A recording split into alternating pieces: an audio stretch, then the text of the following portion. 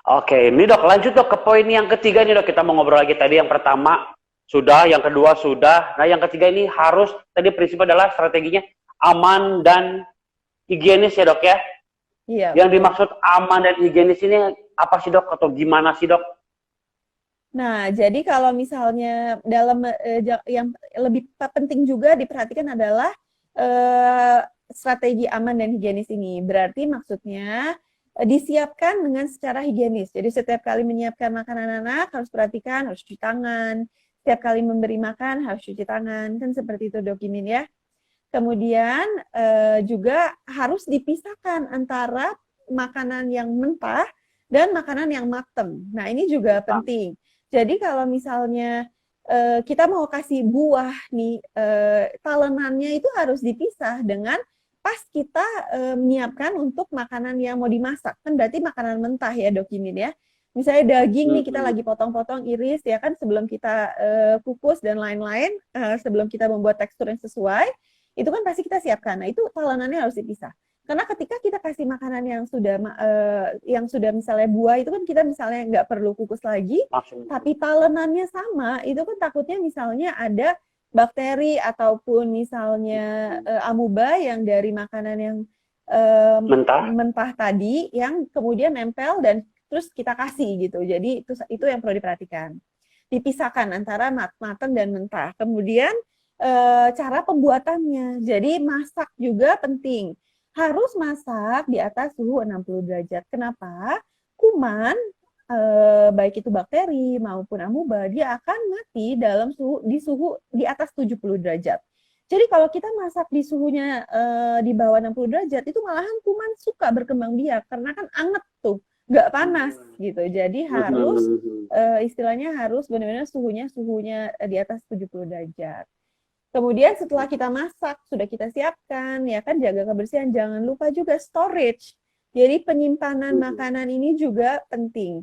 Bagaimana sih penyimpanan makanan yang baik? Jadi kalau misalnya buah, kita sudah buat lumat atau chop, jadi sudah kita siapkan nih, mau kita simpan bisa di kulkas biasa bertahan 1 sampai dengan 2 hari. Kalau buah dan sayur tanpa ada daging bisa disimpan di freezer emang sampai dengan 3 bulan. Tapi ya tetap buat apa sih kita simpan sampai 3 bulan? Kan lebih Selama baik itu. tetap Iya. diberikan fresh ya kan. Tapi kadang-kadang mungkin Bunda akan merasa kesulitan kalau setiap kali memberi makanan itu harus menyiapkan kan.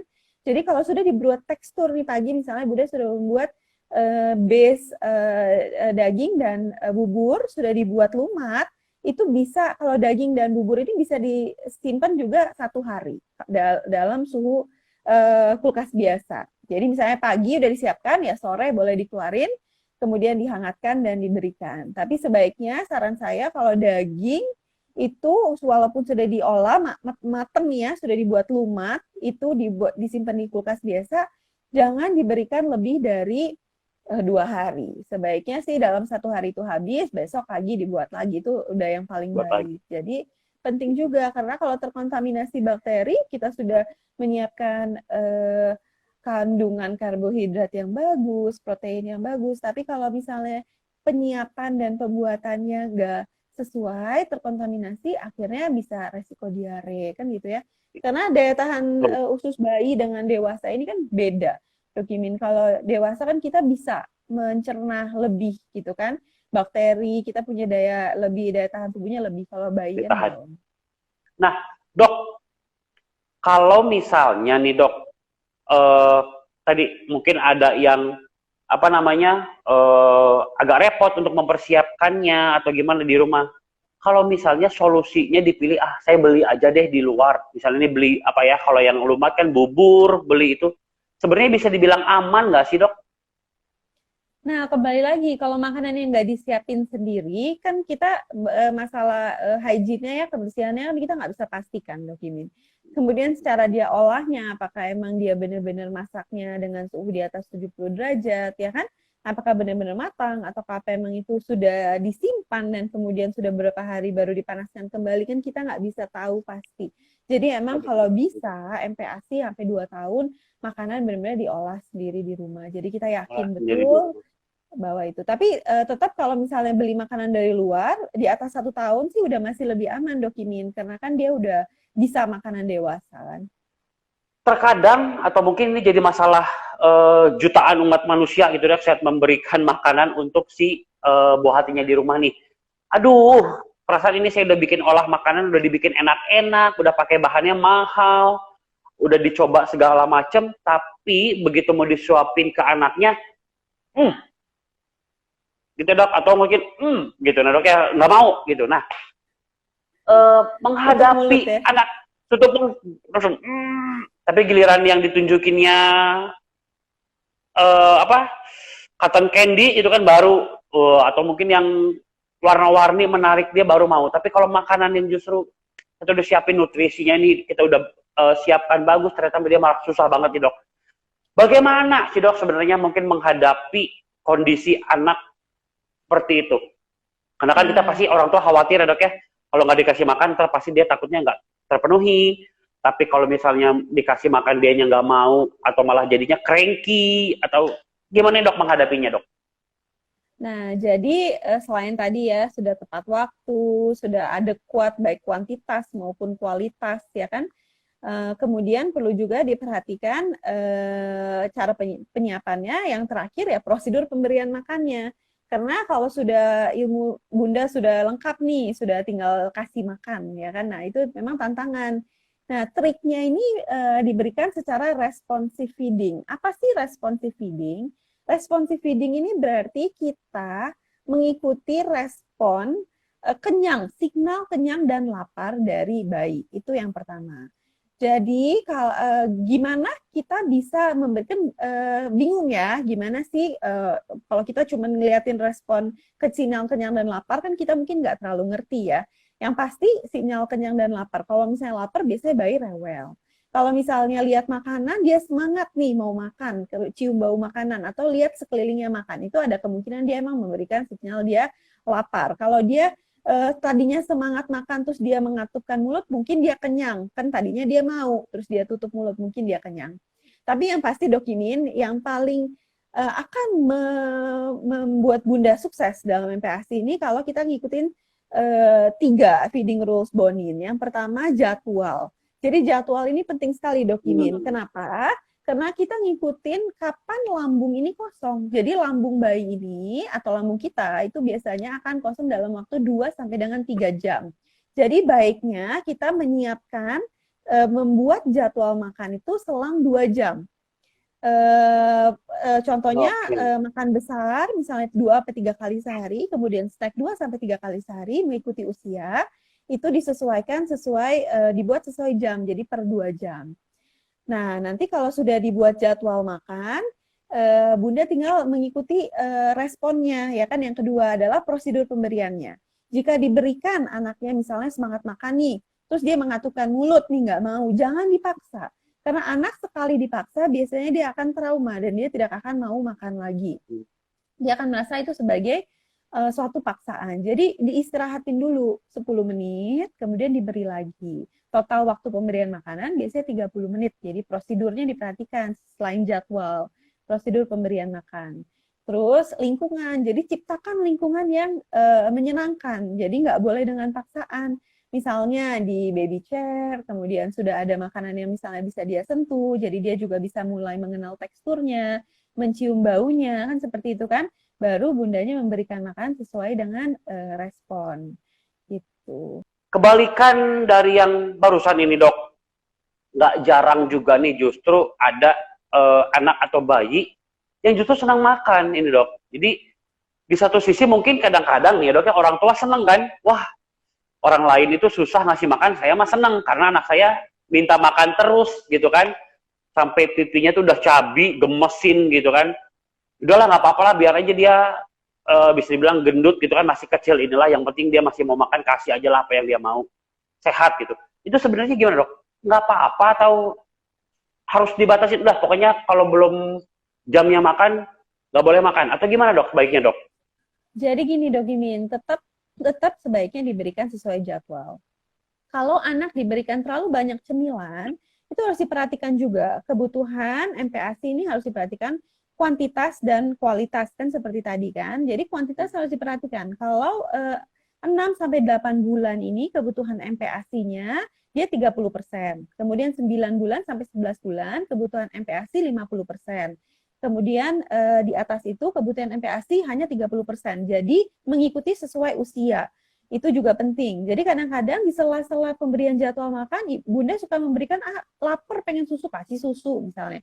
Atau ada snack biskuit, kasih biskuit. Tapi jangan lupa, Yeah. biskuit ini mempunyai kandungan gula yang tinggi, yang tidak dibutuhkan oleh bayi. Jadi satu, akan mengganggu proses makan di jadwal makan berikutnya, karena dia akan merasa kenyang semu. Dan juga akan membuat bayi mendapatkan sugar yang tidak diperlukan, kan seperti itu. Gula dan garamnya tinggi. Kalau misalnya udah kasihlah Mari Regal, nanti kasih apa. Jadi tetap sebaiknya sesuai jadwal per 2 jam. Baik itu di awal 2 kali makan besar, 2 kali snack, kemudian 3 kali makan besar, 2 kali snack. Tetap mengikuti respon kenyang, signal kenyang dan lapar, dan juga tetap mengikuti pola tidur. Karena kadang kalau bayinya udah ngantuk banget di jadwal makan, kita paksain makan juga nggak mungkin. Jadi tetap jangan dipaksa. Karena nanti kalau terlalu banyak dipaksa, bayinya merasa makanan itu proses makan itu kayak kayak apa ya, kayak nightmare gitu ya, Dok ya.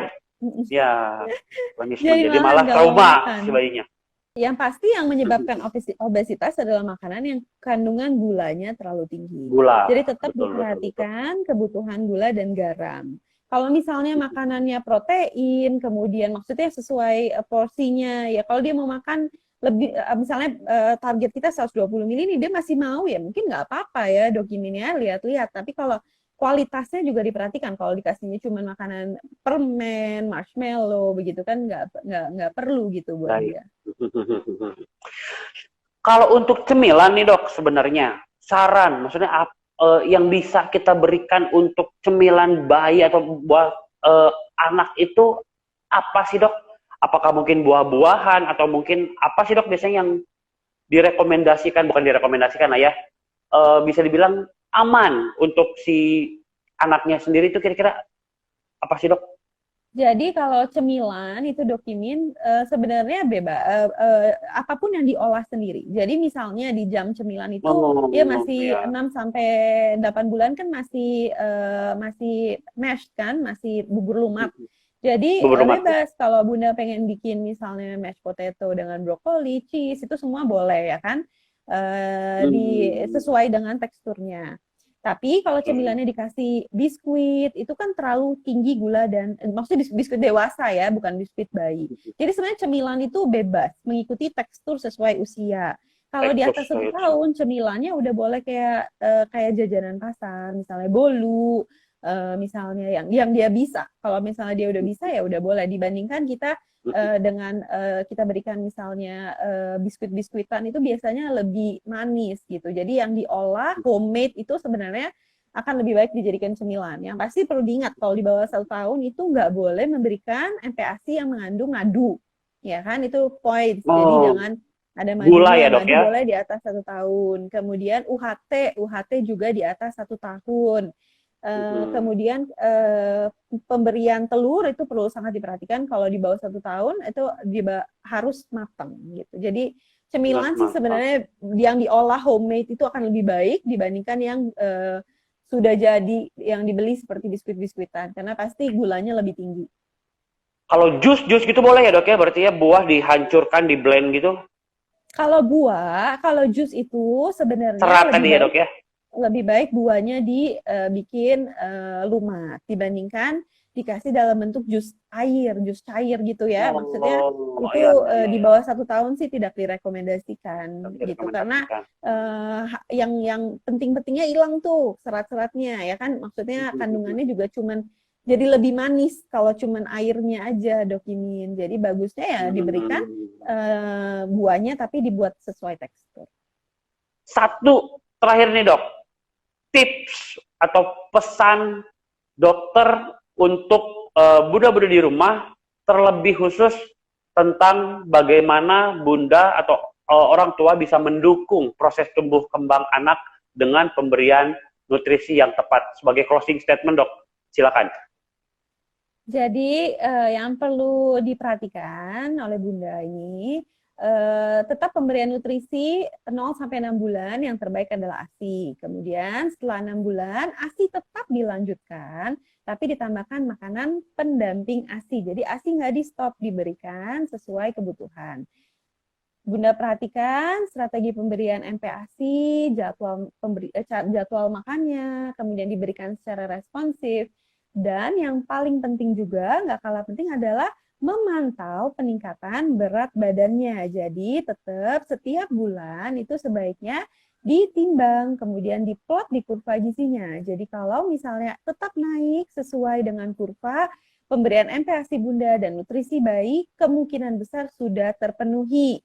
Tapi jika tidak naik atau kurvanya malah turun, berarti Bunda perlu melakukan evaluasi kembali di mana salah pemberian MPASI ataupun ASI-nya.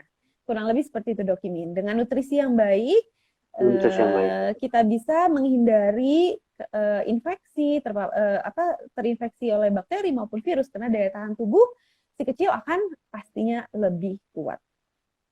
Oke, sip. Dokter, karena pada akhirnya waktu juga nih dok yang memisahkan kita, sebagai informasi terakhir untuk viewersnya kita, untuk Bunda-Bunda di rumah atau mungkin untuk sahabat sehat di rumah yang punya keponakan atau mungkin punya adik yang perlu nih, wah dari penjelasannya Dokter Chan ini sudah membuat terpesona nih, jadi kayaknya cocok deh, saya mau konsultasinya sama Dokter Chan aja deh. Boleh ya dok ya? Datang jadwalnya di Rumah Sakit Gigi dan Mulut Maranatha hari Kamis, Jumat, Sabtu ya dok ya? Yep. Jam 17 sampai 19 ya dok ya? Betul ya? Oke dok. Thank See you, bye-bye dok. Thank you dok. Bye semuanya.